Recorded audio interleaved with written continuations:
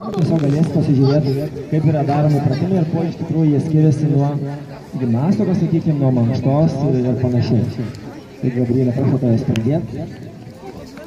Esam susidarę, kokias pozas darysim. Čia dabar yra žvakės poza.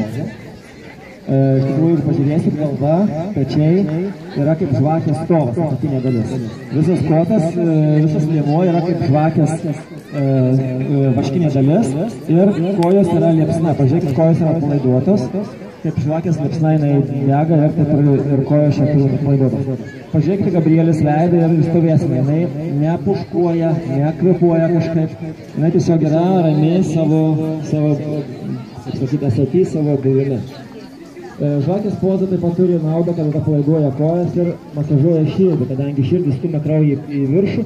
Paprastai, kai aš stoviu, žiūrėkit, širdis stumia kraują žemyn ir paskui partraukia kraują, o žvakė yra priešingai. Dabar jinai jau perėjo į plūgą, tempiama visa nugarinė kūno dalis. Taip pat, kaip ir galite pastebėti, jinai yra rami ir nejuda. Kvėpuoja labai lėtai, ramiai ir išlaiko ramų protą.